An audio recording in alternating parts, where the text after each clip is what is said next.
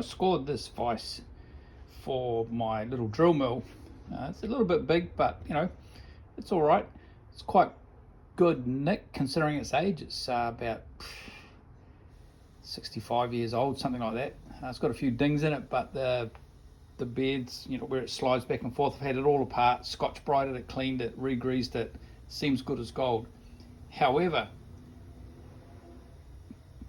mounting pieces in here and then machining off the ends and, you know, blah blah blah blah, doing stuff like that, things aren't coming out square. Now, I've checked this face and it seems pretty good. I've actually had these jaws off and it's all good. So I just need to, I've checked the tramming on the mill and it seems all right as well. So I don't know what's going on. So this little video is about my efforts to determine just what the problem is. There's actually a couple of possibilities causing a problem. This is going to be my first attempt at just determining what the problem is. So like I said, the tramming across the mill is 0.02 millimeters. It's not perfect, but it's less than what the out of square would indicate, a lot less. So what I'm going to do is machine this face, making cuts in the same direction. Then I'll machine this face, making cuts in the same direction. Not the same direction, but you know, so the mill is cutting in the same manner. If they both slope in the same direction, then that'll be a tramming problem with the mill. The head won't be lined up perpendicular to the bed. If it's cut like a taper, then that'll be a tool loading problem with the tool being displaced as it cuts. So that'll be that.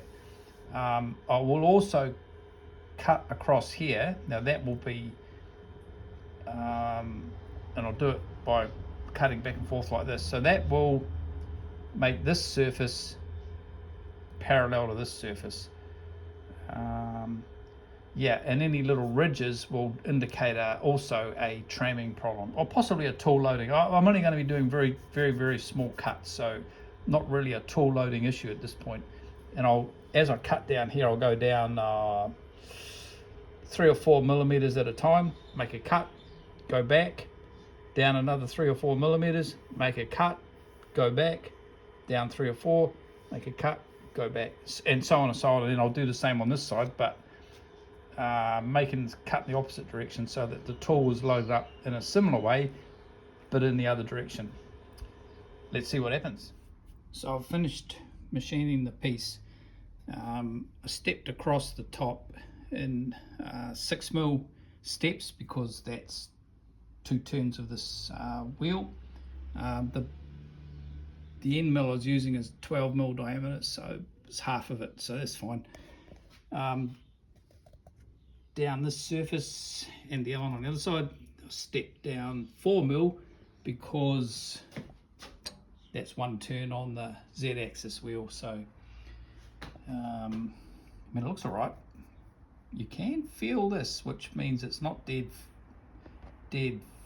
flat. However, the general surface should be parallel to the base here because I've done those little steps. So no matter how much this is out, overall this should still be parallel to this. Yes, because this moves, not this. Let's take it off and find out. So you can see the gap under the set square, and when you flip it around, the gap stays on the same side, which shows that it is actually measuring an angle which is different to 90 degrees. Trying to get this thing to cut square, I decided to eliminate as much as I could, and to that end I am tramming the mill again. So coming out all right. So as you can see here, it's plus 0.01 millimeters. And if we rotate it to the other end of the table,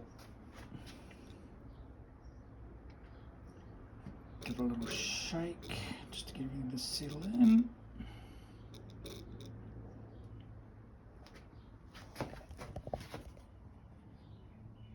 It is plus a little bit, or plus 0.01, so essentially the same. So that's not bad for an old round column mill, which we'll just go back so it's easier to look at the gauge. So I push up on here without putting too much effort into it, or pull down.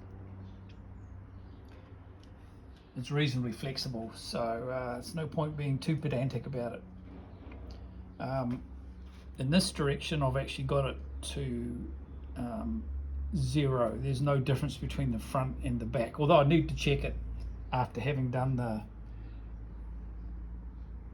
leveling it out this way. So what I've figured out is that under this 4 columns, the 4 bolts, there is shims. Now these are shims that I've put in because I misplaced the original shims and didn't know where the hell they would have gone anyway.